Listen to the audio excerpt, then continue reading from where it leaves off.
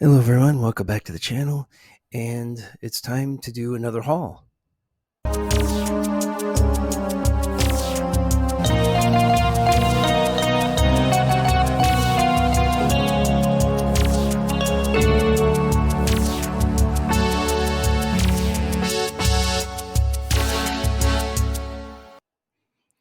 All right, so I actually have quite a few items on this haul, and a few of them are James Bond related, some are not, but some very exciting things that I found while I was out there thrifting. So let's start off with I do have some James Bond items that I found. So first, I've got this book, License Renewed by John Gardner. So I was able to find this book right here. And so looking forward to adding that to the collection. We'll probably check those out after I finish doing some of the Ian Fleming Bond reviews after I finish all those books. I'm almost done with On Her Majesty's Secret Service, so I should have that review coming out soon. Next, also by John Gardner, Broken Claw, James Bond in Broken Claw. So this was pretty interesting to find as well. Now, I already had a couple of these books, but they were in a different format. They had a different look to them. They were like kind of like bigger, skinnier. I didn't grab. I should have brought those in to show you, but I'll show you what the replacements that I got, because when I saw these, I'm just like, oh, I mean, for $1, I think I got these for. I was like, absolutely. I would kind of rather have these copies in my collection. So, License to Kill. So I was excited to find this one. Have Timothy Dalton's picture on it. So that'll be cool. That'll be cool. I was really happy to find that. And Goldeneye. So and then that one's got Pierce Brosnan on the cover. So I'm also very excited to have found that book as well. I wasn't sure if I had shown this one yet, so I figured I would. Now this I did find a little bit ago. World is Not Enough. So that was pretty exciting to find that one while I was thrifting. So I can add that to the collection. Now I did find a couple of other James Bond books that I was like I had never heard of, never seen before. And again, honestly, I thought I might have shown these before, but I guess I don't think I have. I think I found them after my last haul. So um, I have Ian Fleming, Thrilling Cities. So a bonded tour of 14 says sin-infested cities. I suggest you sample them. So this was let's see here. So this was by Ian Fleming, and Thrilling City. Yeah, was it Thrilling Cities by Ian Fleming? And let's see, what does he say in here? There's an author's note in here. Very little to say as an introduction to this book that is not self-evident from its title, but there are one or two comments I would like to make on its origins. So he does talk about what made him want to write this book. Life. I have been interested in adventure and abroad. I have enjoyed the frisson of leaving the wide, well-lit streets and venturing out back alleys in search of the hidden, authentic pulse of towns. So he goes through certain cities, the things he found exciting about them. And look at that, number one, Hong Kong. So it's interesting. I thought this was going to be really interesting. There's Honolulu is listed in here, Tokyo, Macau, Naples, Geneva, Vienna, Berlin. Interesting. So yeah, he's going to talk about all the cities and why he liked them in this book. I was excited to find that because it's not a Bond book. That's actually Ian Fleming. Really kind of sharing his thoughts and insights on these cities. That'll be interesting. Now, another Bond book that I found. Um, this is a book. It's called The James Bond Dossier by Amos. Kingsley Amos. And this is very interesting. This book, I started to read a little bit of it, and so we have the Bond community, right? On video, we have the Bond community. We talk about the things we like and enjoy about Bond, the movies, Ian Fleming, the author, the music, the styles, the clothing style, the filming locations. There isn't anything about Bond that we don't talk about. Well, this is before video and social media. If you wanted to write about a passion of yours, which he does, he writes about James Bond. And let's look at, let me just see. Let's see. Do we have any titles on the chapters? Let me just see if there's any titles on these chapters. Yes. Okay. Contents. The man who was only a silhouette, a glint of red, warm, dry handshakes. We may be slow, but beautiful red and black fish. So, it's kind of interesting that this is how you used to write about your passion. You'd have to write about it. You couldn't just do what I'm doing and make a video about it. So, I've read a little bit of it so far. It's got some interesting insights. So that was pretty neat, and I'll probably share some of those with you in a different video at one time. All right, now we venture off of Bond, but not quite out of Ian Fleming yet, because I never had my own copy of this Chitty Chitty Bang Bang by Ian Fleming. So I've never had my own copy.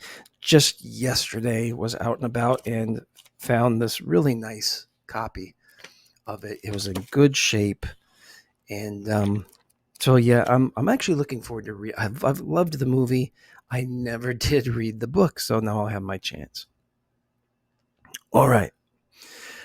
You know what? Let's just stick with Bond. I'll go with one more Bond item that I had found, which to me was one of the most spectacular finds I've had in a while, because it's kind of one of the hardest soundtracks to find. But I'm the Dr. No album.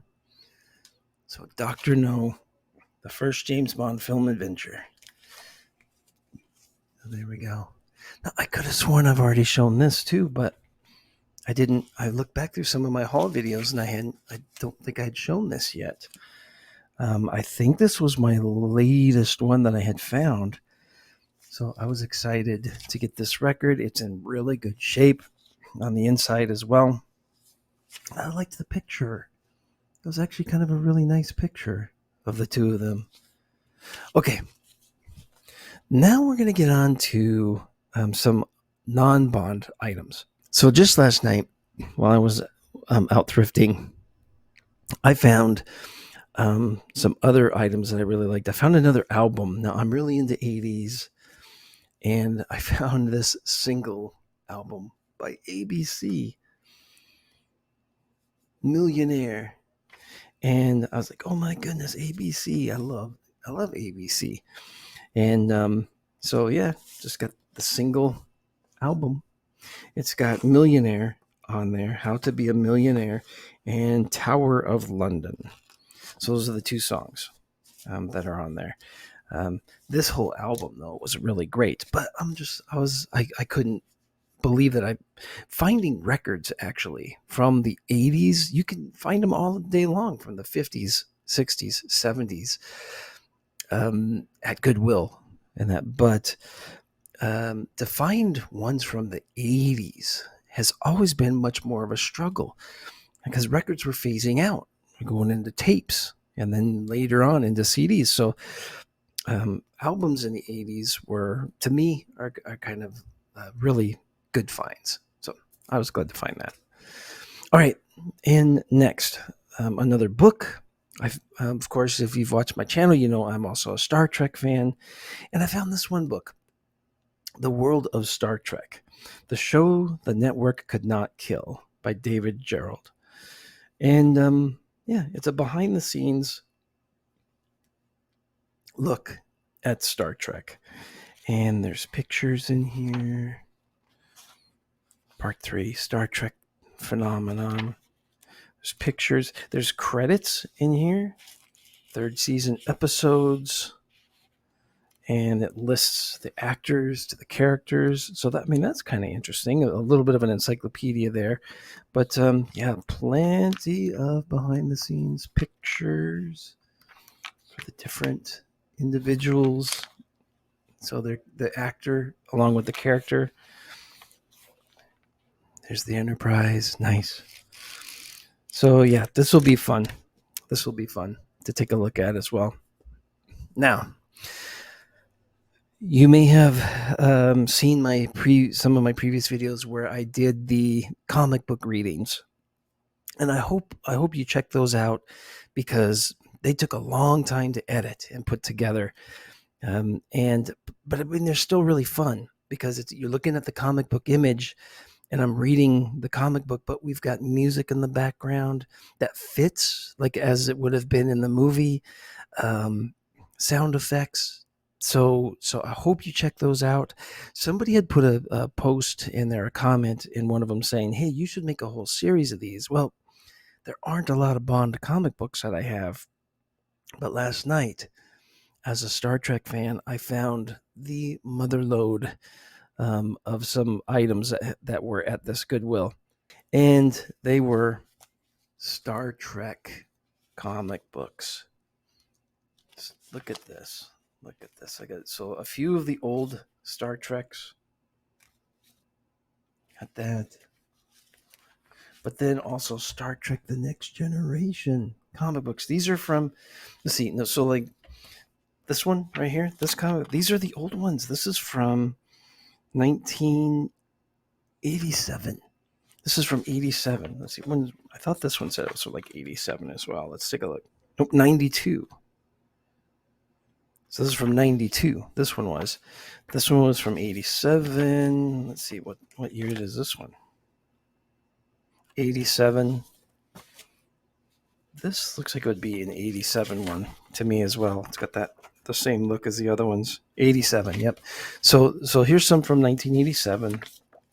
92, now the Next Generation, that has to probably be in the 90s as well. Let's take a look. Let's take a look at this one. Yeah, a little bit of a different style.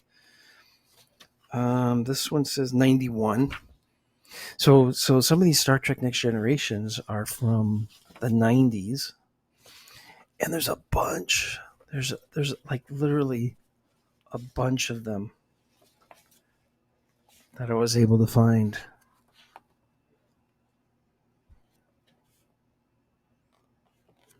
I'll show some more of these to you. Then there was a couple of Star Trek Voyagers. And actually there was one Star Trek Voyager in there and one Star Trek Deep Space Nine comic book that was in there.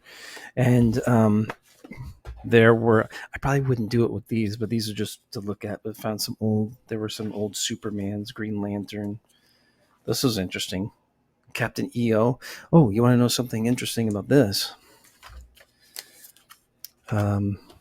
This Captain EO, I opened it to take a look at it, and I'm like, what is this?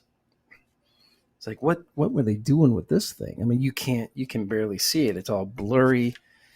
There's like no color to it, everything. And then I get to the front thing, and there's 3D. Oh, the spectacles are gone. It's just the ear holders. Unless the oh, there they are. There they are. There's the spectacles in the back.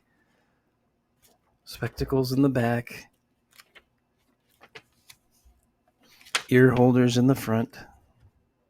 So you make your own 3D glasses, and it's Captain EO.